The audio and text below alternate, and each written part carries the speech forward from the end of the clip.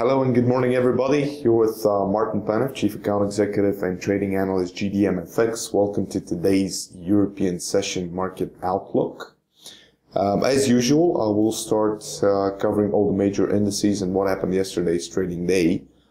Starting with the US markets, which basically saw the largest one-day jump for the year based on the FOMC minutes publishing yesterday. The Nasdaq 115 pips range ended up 75 pips higher. The Dow did 36 points range, ended up 25 points gain, and the S&P 500 50 pips range, 34 pips gain.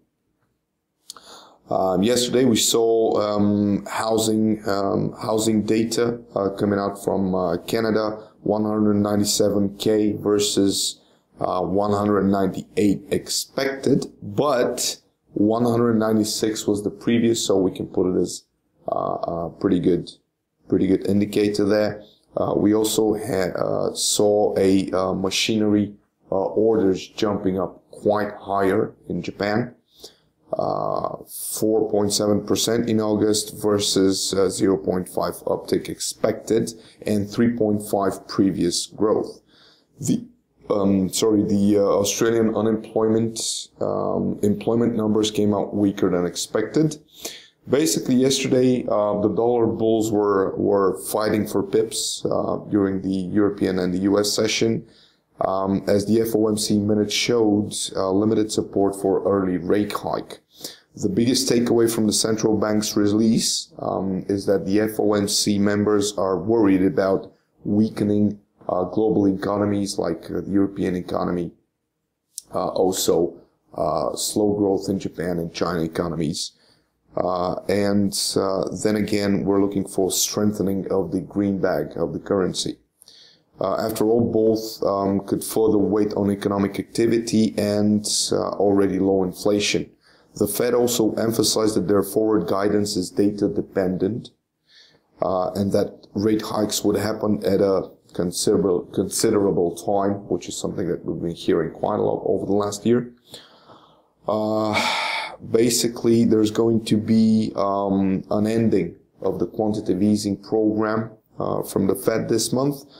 Last but not least, the central bank slightly lowered its growth expectation, inflation forecast as well, citing weaker than expected consumer spending and faster than expected decline in oil prices as a reason.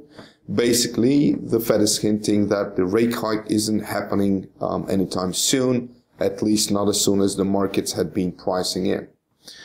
Euro-dollar ended 72 pips higher. The cable, the British pound versus the dollar, also rose by a little bit over 100 pips.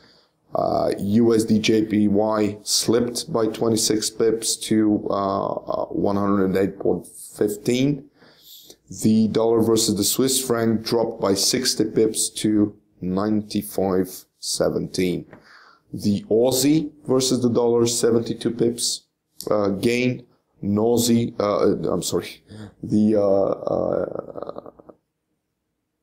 Kiwi versus the dollar also saw a 105 pip rally. The Loonie, which inched higher after Canada's housing starts release, dropped back down and closed at 1.1105. The unemployment data is on focus for the US markets today. Asian markets follows the US rally yesterday, as well as the European CAC 40 and the DAX. From the calendar, we're looking at German and French trade balances, imports and exports. The ECB monthly report is scheduled in the first part of the trading day. Then in the afternoon, we're going to witness Mario Draghi's speech. The interest rate decision coming out from Bank of England, which we don't really expect to move. But also the money flow report from the asset purchase facility report is scheduled today. Major indicator.